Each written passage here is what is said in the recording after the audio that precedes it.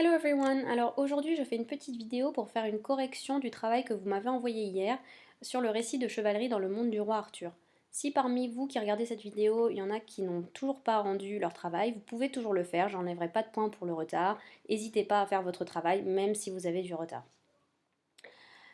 Euh, Ensuite, pour ceux qui l'ont envoyé, normalement vous pouvez voir votre note sur Pronote. Et étant donné que je ne peux pas vous envoyer votre correction personnalisée à chacun d'entre vous parce que ça prendrait beaucoup de temps, si vous voulez savoir comment vous avez perdu des points, regardez la vidéo et vous comprendrez mieux, je pense. On va regarder dans un premier temps les critères. Alors, pour la longueur, aucun problème. En général, vous avez respecté les 100 mots, il y en avait parfois plus, donc pas de problème. Pour présenter les personnages, alors il fallait, pour avoir les 4 points c'est beaucoup, donc il fallait dire quand même beaucoup de choses. Donc il fallait dire leur nom, oui, ça n'a pas de problème, en général ça n'a pas posé de problème. Leur rôle dans l'histoire, donc qui ils sont, est-ce que c'est le roi, est-ce que c'est un magicien, est-ce que c'est un ami, est-ce que il est marié avec quelqu'un, leur personnalité, pourquoi pas, ça rajoutait des informations, leur description physique, il y avait plein de choses à dire. Donc pour présenter les personnages, vous savez dire plein de choses des chapitres précédents, vous auriez pu utiliser plus de choses que ce que vous avez fait pour certains. Ensuite, en ce qui concerne le dialogue, déjà dans beaucoup de textes, il n'y avait pas de dialogue. Vous avez complètement oublié de mettre un dialogue entre les personnages, et donc là, vous avez perdu les 2 points. Si vous avez mis un dialogue, mais qu'il n'est pas vraiment clair, on ne sait pas vraiment si c'est une conversation avec les personnages au moment du récit, ou si c'est une conversation qui a eu lieu avant, ça pose problème. Le dialogue, normalement, il doit être introduit par des guillemets ou des tirets. Je n'ai pas fait la difficile, j'ai mis les points pour les deux. Ensuite, pour conjuguer au présent et au passé, on y reviendra tout à l'heure, donc j'expliquerai plus en détail juste après. Pour l'illustration de votre histoire, déjà il en fallait une, donc si vous n'en avez pas mise, ben, vous avez perdu 2 points. Et si vous avez mis une illustration qui n'a aucun rapport avec votre histoire, ben vous avez eu que 1 point sur 2. Quand je dis aucun rapport, c'est que vous avez mis une image d'un chevalier, mais le chevalier on ne sait pas qui c'est, on ne sait pas ce qu'il est en train de faire ou il est en train de rien faire, alors que dans votre histoire il y avait des combats, donc il aurait mieux fallu mettre un chevalier qui se bat au moins avec quelqu'un d'autre. Voilà, il fallait mettre quelque chose en rapport avec votre histoire pour avoir les 2 points. Ensuite, écrire dans une langue claire et sans faute d'orthographe, je pense que c'est clair, j'ai pas besoin de dire autre chose.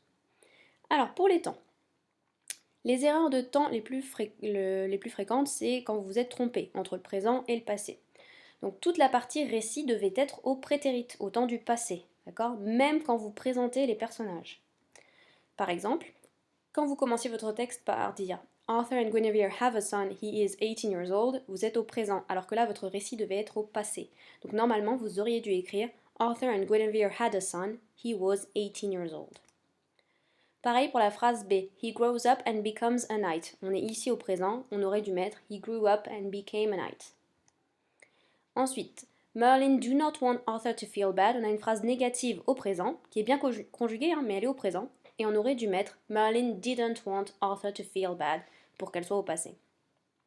Pareil pour la phrase D. Guinevere is waiting for him. He offered her the ring.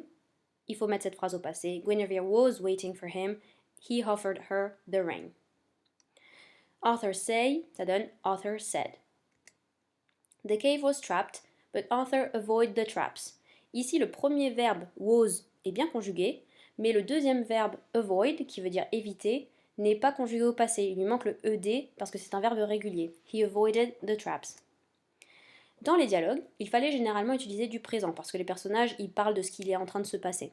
Mais il peut aussi y avoir du passé si le personnage raconte quelque chose qui s'est passé avant. D'accord? Donc il n'y avait pas vraiment de règles. Ça dépendait de ce que vous faisiez dire à vos personnages. Donc quand on dit Arthur said, no bowed no, c'est pas correct comme forme, d'accord? Là on lui demande de pas se plier, donc on lui demande no, don't bow. D'accord? Une phrase négative au présent c'est don't. Okay, donc là, on n'était pas au passé, on était sur quelque chose qui se passe sur le moment présent. I had terrible news. Donc là, non, on a des mauvaises nouvelles à dire maintenant. I have terrible news. Alors, les autres problèmes pouvaient être des problèmes de structure. On va voir au cas par cas. Pour dire il ne savait pas nager, on dit he didn't know how to swim. Okay, donc il faut rajouter le how to, qu'il n'y a pas forcément en français. How to, ça veut dire comment, donc il ne savait pas comment nager. He didn't know how to swim. Pour dire c'est bloqué, on dit it is blocked. D'accord? Donc le bloqué est accent aigu il faut mettre le participe passé. Donc le participe passé en anglais, ça se forme avec ed. C'est des choses qu'on n'a pas forcément vues que je vous montre là, d'accord? C'est des choses qu'il faut apprendre au fur et à mesure. The lady of the lake took in her arms Arthur. Là, on a un problème dans l'ordre des mots. En fait, on dit plutôt she took Arthur in her arms. D'accord? Toujours d'abord la personne et ensuite l'action. Pour dire il y avait des zombies, on dit there were zombies. D'accord? Vous savez que there is, there are veut dire il y a au présent. Donc il y avait au passé. Il suffit de mettre be au passé. Et donc on a there were zombies. Where, parce que zombies est au pluriel. Et du coup, on utilise la forme plurielle du passé. Then met Merlin is a wizard. Là, on a une phrase très bizarre. Il manque un sujet, donc il manque le he. He met Merlin. Et ensuite, on a une structure qui ne va pas du tout. Donc là, pour remplacer, j'ai mis he met Merlin who was a wizard. Donc qui était un magicien. D'accord? Je pense que le ist vient de l'allemand. Et du coup, il y a eu confusion. They plan to you attack. Donc là, il y a un problème d'ordre des mots. C'est they plan to attack you. Okay? Parce qu'après l'expression plan to, il planifie de, on a un verbe obligatoirement. D'accord? Donc il faut d'abord le verbe et ensuite la personne qui se fait attaquer. They plan to attack you. Ensuite, on a la phrase Today I gonna fought with you. Alors, la personne a voulu utiliser l'expression I am going to, d'accord, que vous voyez en dessous en rouge, qui veut dire j'ai l'intention de, je vais faire quelque chose. D'accord? Donc là, c'est je vais me battre avec toi. Une forme familière de I'm going to, c'est I'm gonna. Okay? Mais là, l'élève, il l'a mal utilisé parce qu'en fait, il a oublié le M, le am de be. D'accord? Donc I am going to. Aussi, il y a un problème avec le I, d'accord? On voit que le I, il est écrit en minuscule, alors que I s'écrit toujours en majuscule. Faites attention à ça, ça c'est une grosse faute. I, toujours en majuscule. Ensuite, the queen asked to brought, the queen asked to bring. Alors, comme l'expression juste au-dessus, I'm going to, l'expression to, la préposition to, est toujours suivie d'une base verbale, donc d'un verbe auquel on n'a rien rajouté, d'accord? Qui n'est pas au passé, qui est à l'infinitif en quelque sorte. Donc on ne peut pas avoir the queen asked to brought. C'est the queen asked to bring. Le verbe qui est conjugué dans cette phrase, c'est ask, et il a son ed, il est au passé. Ensuite, pour l'expression near, pour dire à côté de Camelot, near Camelot. On n'a pas la préposition to. Pour dire à côté de Camelot, c'est juste near Camelot. Near veut dire à côté de. Merlin is you. Donc là, il manque quelque chose. En fait, ce qui manque, c'est le it. Merlin, it is you, ou is it you? Parce que it is veut dire c'est. Donc pour demander si c'est bien Merlin qui est là, c'est Merlin, it is you, ou is it you, si on fait la question. Ensuite, she is in my bedroom. Alors, le she pose problème ici. Il a été utilisé pour remplacer elle. Elle reprenait Excalibur, donc l'épée. D'accord? Donc l'épée en français c'est féminin, donc l'élève a mis she. Mais en anglais, on ne fonctionne pas comme ça. Les mots, ils n'ont pas de genre. Excalibur, c'est un objet. Et donc tous les objets, quand on les reprend par un pronom, c'est it. Donc it is in my bedroom pour dire Excalibur is in my bedroom. Ensuite, we will save. Là, on a quelque chose qui manque. En fait, il nous faut un verbe pour dire nous serons en sécurité. Vous savez que will est un modal qui sert à conjuguer au futur. On l'avait vu quand on a fait les résolutions. Donc, quand on veut l'utiliser, il faut l'utiliser avec un verbe. Il ne se conjugue pas will, il ne veut rien dire. C'est juste pour conjuguer au futur. Donc, will be, c'est être au futur. Donc, nous serons. D'accord? We will be safe. Nous serons en sécurité. Safe n'est pas un verbe, il veut dire en sécurité.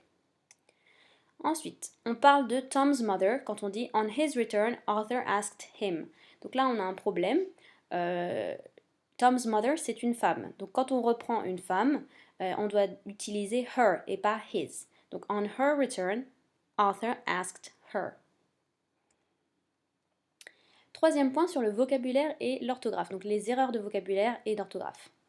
Alors, j'ai pu voir écrit a counselor named Merlin. Je pense que la personne voulait dire a counselor.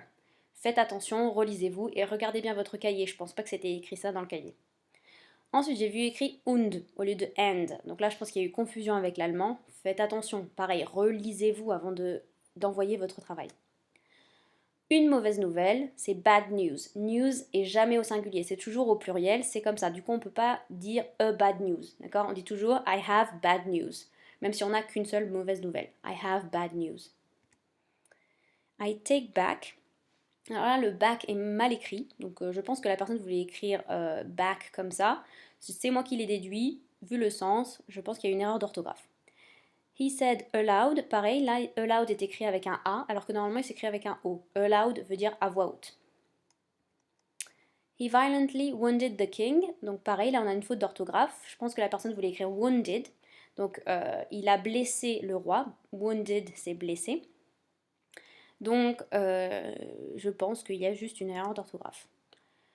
Ensuite, j'ai vu l'expression for a big time, pour dire pour un long moment, pour une grande période. Donc on dirait plutôt for a long time. On ne dit pas for a big time, on dit for a long time, pour longtemps. Ensuite, for the respect and the glory. Alors, on ne met pas le the, on dit for respect and for glory. Quand on parle de quelque chose en général, donc le respect en général et la gloire en général, on ne met pas d'article devant. Donc c'est for respect and for glory.